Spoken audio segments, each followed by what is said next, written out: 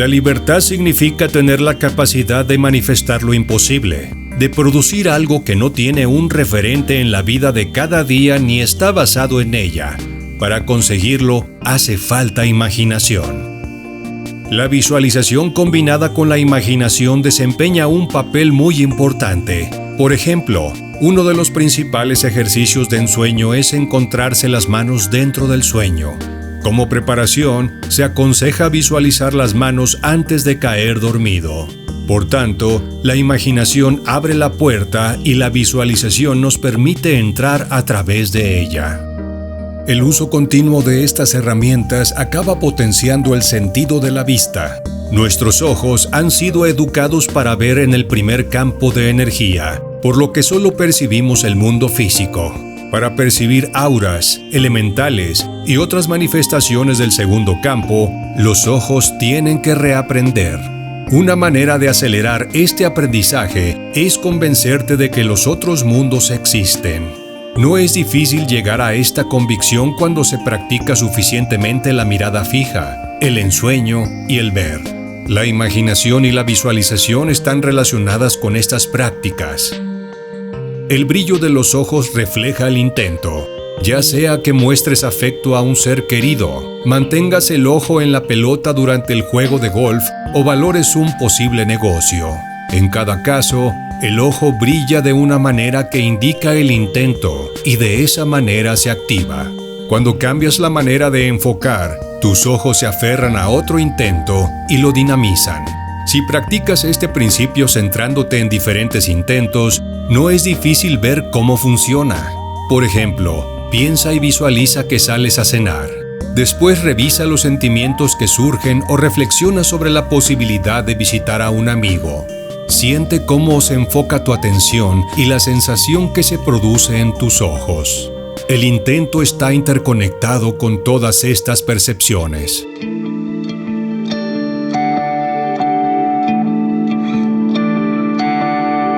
Nuestra forma de interpretar una situación a menudo influye en su resultado final. Si ves que un elemental está subiéndose a un árbol y lo interpretas como un juego de sombras, por ejemplo, mantienes tu percepción dentro del inventario ordinario. Si los elementales no son parte de tu inventario, llegar a percibirlos con precisión es un logro enorme. Por muy amplio que sea nuestro inventario, no se puede contabilizar todo lo que hay en el universo. Las expectativas y por tanto las interpretaciones surgen del inventario. Esta es la razón por la que los toltecas crean inventarios detallados y después se deshacen de ellos. Al hacerlo, se conceden la libertad de ampliar sus posibilidades.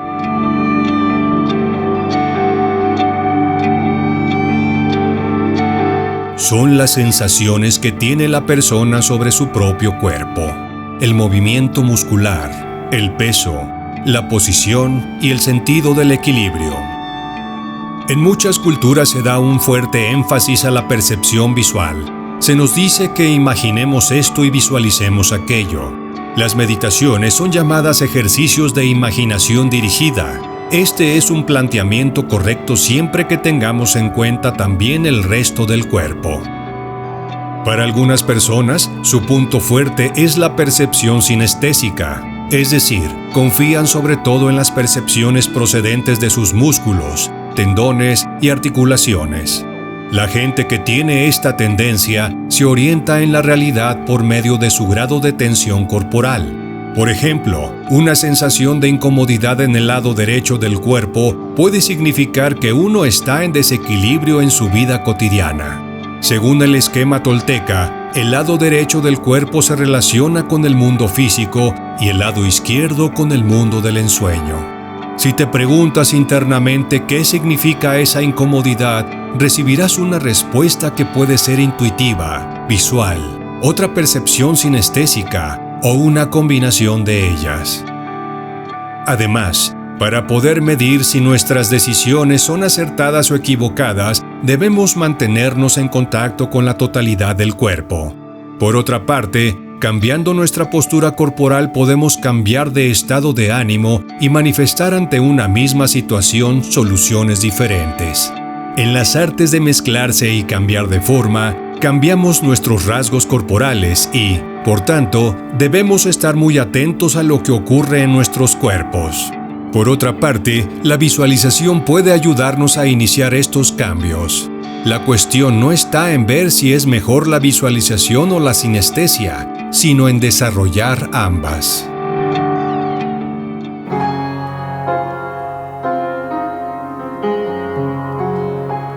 Para abrirnos y permitirnos que un intento haga su trabajo, tenemos que soltar, dejar ir los deseos, expectativas o inventarios. De otra forma, nos aferraremos a las condiciones que estimemos más apropiadas, quedándonos confinados dentro de un campo condicionado de energía y apartándonos, por tanto, del flujo del espíritu. Para dejar fluir el espíritu, no debemos preocuparnos del resultado de nuestro trabajo.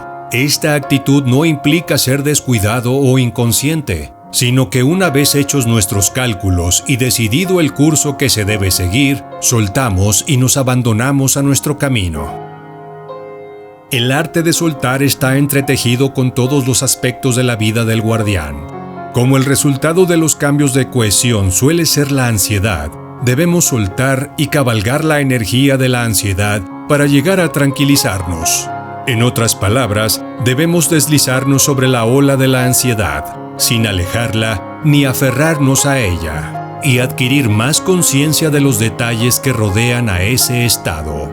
Entretanto, permitamos que ocurra el cambio y se reconstruya otra cohesión. A medida que lo consigamos, la ansiedad se irá disipando.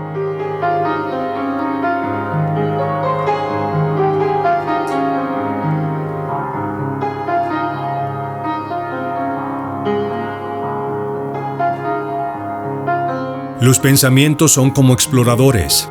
Hacen que el cuerpo siga cierto camino. Si piensas que lo que te toca en esta vida es casarte, tener hijos y envejecer cómodamente junto a tu esposa, puedes hacerlo. Esto puede ser parte de un camino con corazón, pero los toltecas se dan a sí mismos otras opciones. Algunas de ellas son acechar, ensoñar y entrar en otros mundos. Cambiando sus pensamientos, cambian su mundo. Como aspectos de la energía, los pensamientos son tan reales como todo lo demás. Su poder les permite dirigir la energía hacia sus propios canales. En cualquier caso, aunque los pensamientos dan dirección y forma a la energía, no son la cuestión principal. Pueden llevarte hasta el umbral del intento, pero en sí mismos no son el intento. Hacen falta muchos años para entender que lenguaje y conocimiento pueden existir independientemente. Una de las principales dificultades para conectar con el espíritu procede de negarnos a aceptar que podemos saber algo sin palabras ni pensamientos.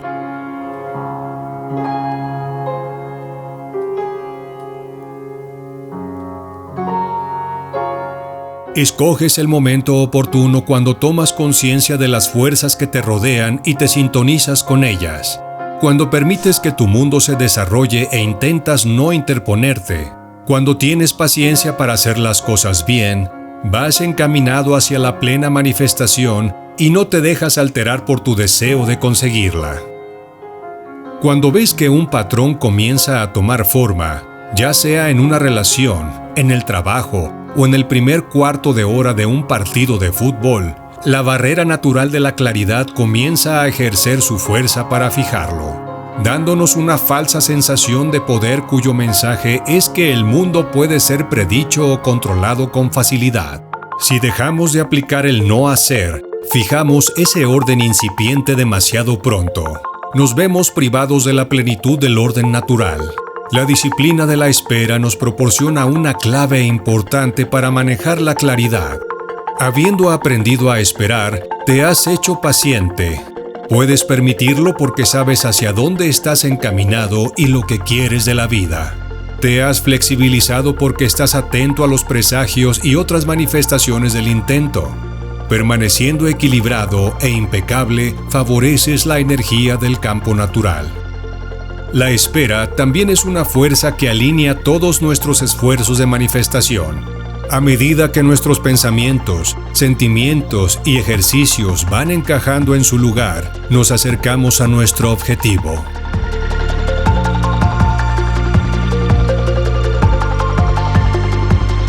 Con paciencia y voluntad podemos construir cualquier cosa, pero en primer lugar tenemos que activar la voluntad y todo lo que necesitamos para activarla es la impecabilidad. Para generar impecabilidad, el camino tolteca pone en práctica la disciplina del guerrero y para convertirse en guerrero, los aprendices se concentran en sus tareas de aprendizaje. Comprometiéndose con ellas, van profundizando más en su naturaleza esencial que está gobernada por el intento. Así, los aprendices se alinean cada vez más con el intento y cuando alcanzan el alineamiento suficiente disponen de una voluntad funcional. Tener una voluntad personal significa que hemos adquirido la capacidad de intentar. Pero para llegar a ese punto, antes tenemos que aprender a intentar. Una vez más, esta posibilidad la facilitan las tareas del aprendizaje. Parte de esta disciplina es esperar la propia voluntad. La espera misma crea las circunstancias, el momento oportuno y el conocimiento necesario para llevar la voluntad a la vida. Una vez activada la voluntad, nos embarcamos en una nueva tarea, la tarea tolteca, que nos enseña a manejar la voluntad. Los rastreadores forjan con voluntad nuevos caminos de vida. Los ensoñadores crean con voluntad nuevos sueños de vida. También descubrimos que a medida que nos volvemos más abstractos, nuestra individualidad se desvanece, es decir, nuestros deseos disminuyen a medida que nos difuminamos en lo abstracto. El cultivo de un campo natural acaba situándonos completamente dentro de lo abstracto. En ese momento ya no reflejamos, porque somos aquello en lo que antes nos reflejábamos. Desaparecemos, pero permanecemos.